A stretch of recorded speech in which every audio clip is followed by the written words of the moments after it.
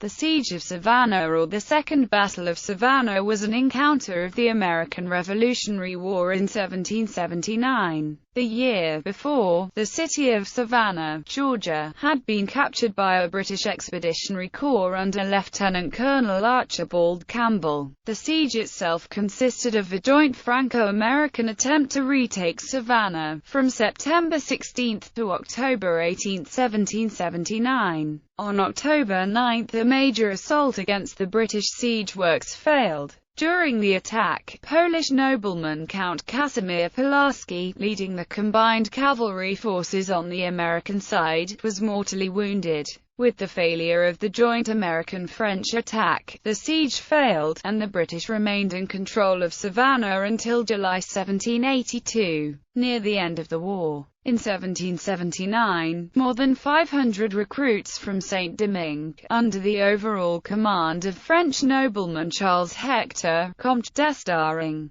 fought alongside American colonial troops against the British Army during the Siege of Savannah. This was one of the most significant foreign contributions to the American Revolutionary War. This French colonial force had been established 6 months earlier and included hundreds of soldiers of color in addition to white soldiers and some black slaves. Background: following the failures of military campaigns in the northern United States earlier in the American Revolutionary War, British military planners decided to embark on a southern strategy to conquer the rebellious colonies, with the support of loyalists in the South. Their first step was to gain control of the southern ports of Savannah, Georgia, and Charleston, South Carolina. An expedition in December 1778 took Savannah with modest resistance from ineffective militia and Continental Army defenses. The Continental Army regrouped, and by June 1779 the combined army and militia forces guarding Charleston numbered between 5,000 and 7,000 men.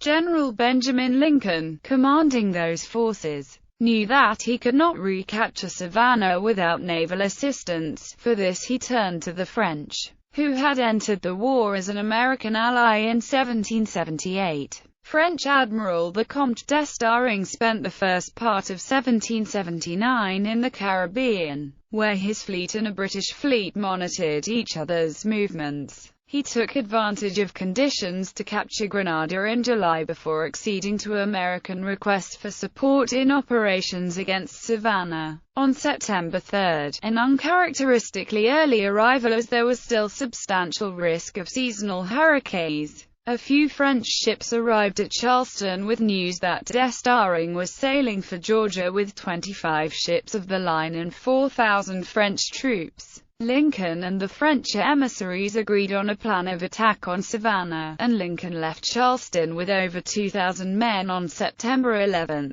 British defenses. British troops' strength in the area consisted of about 6,500 regulars at Brunswick, Georgia, another 900 at Beaufort, South Carolina, under Colonel John Maitland, and about 100 loyalists at Sunbury, Georgia. General Augustin Prevost, in command of these troops from his base at Savannah, was caught completely off guard when the French fleet began to arrive off Tybee Island near Savannah and recalled the troops stationed at Beaufort and Sunbury to aid in the city's defense. Captain Moncrief of the Royal Engineers was tasked with constructing fortifications to repulse the invaders. Using 500 to 800 African-American slaves working up to 12 hours per day, Moncrief constructed an entrenched defensive line, which included redoubts, nearly 1,200 feet long, on the plains outside the city. Siege. D'Estaing began landing troops below the city on September 12.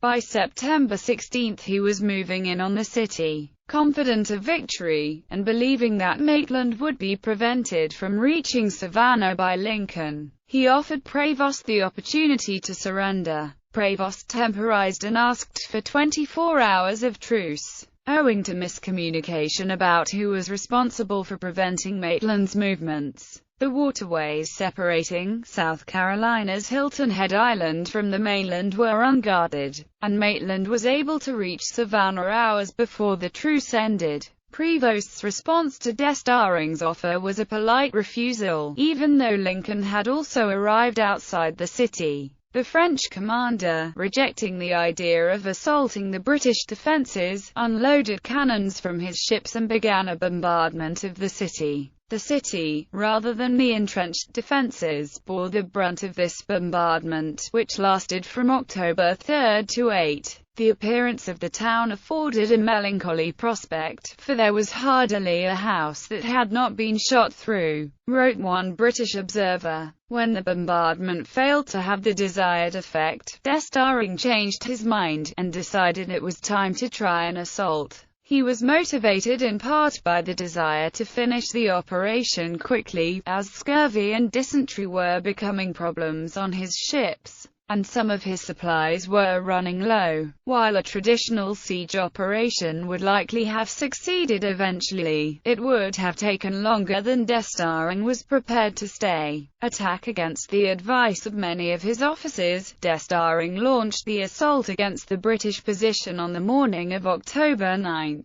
The success depended in part on the secrecy of some its aspects, which were betrayed to Prevost well before the operations were supposed to begin around 4 a.m. Fog caused troops attacking the Spring Hill Redoubt to get lost in the swamps, and it was nearly daylight when the attack finally got underway. The redoubt on the right side of the British works had been chosen by the French admiral in part because he believed it to be defended only by militia. In fact, it was defended by a combination of militia and Scotsmen from John Maitland's 71st Regiment of Foot, Fraser's Highlanders, who had distinguished themselves at Stono Ferry. The militia included riflemen, who easily picked off the white-clad French troops when the assault was underway. Admiral D'Estaing was twice wounded, and Polish cavalry officer Casimir Pulaski, fighting with the Americans, was mortally wounded.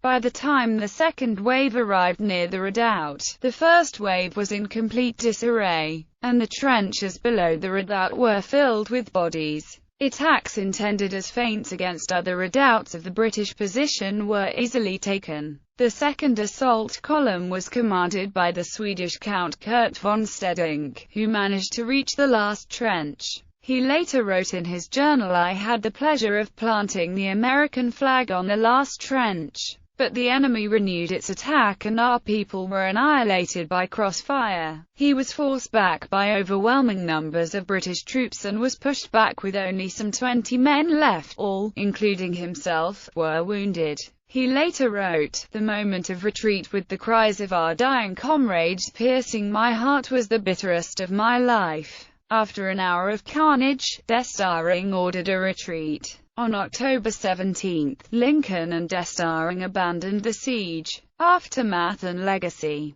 The battle was one of the bloodiest of the war. While Prevost claimed Franco-American losses at 1,000 to 1,200, the actual tally of 244 killed, nearly 600 wounded and 120 taken prisoner, was severe enough. British casualties were comparatively light. 40 killed, 63 wounded, and 52 missing. Sir Henry Clinton wrote, "I think that this is the greatest event that has happened the whole war," and celebratory cannons were fired when the news reached London. It was perhaps because of the siege's reputation as a famous British victory that Charles Dickens chose the Siege of Savannah as the place for Joe Willett to be wounded in the novel Barnaby Rudge. 3 currently existing Army National Guard units are derived from American units that participated in the Siege of Savannah. There are only 30 current U.S. Army units with lineages that go back to the colonial era.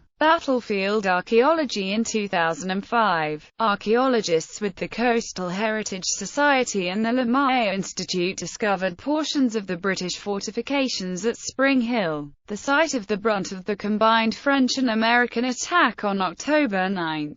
The find represents the first tangible remains of the battlefield. In 2008, the CHS Lamar Institute Archaeology team discovered another segment of the British fortifications in Madison Square. A detailed report of that project is available online in PDF format from the Coastal Heritage Society website. Coastal Heritage Society archaeologists are currently finalizing a follow-up grant project in Savannah, which examines several outlying portions of the battlefield. These included the position of the Saint-Domingue reserve troops at the Jewish burying ground west of Savannah. An archaeology presentation and public meeting took place in February 2011 to gather suggestions for managing Savannah's Revolutionary War battlefield resources. Archaeologist Rita Elliott from the Coastal Heritage Society revealed Revolutionary War discoveries in Savannah stemming from the two Savannah Under Fire projects conducted from 2007 to 2011. The projects uncovered startling discoveries, including trenches, fortifications, and battle debris. The research also showed that residents and tourists are interested in these sites. Archaeologists described the findings and explored ways to generate economic income which could be used for improving the quality of life of area residents.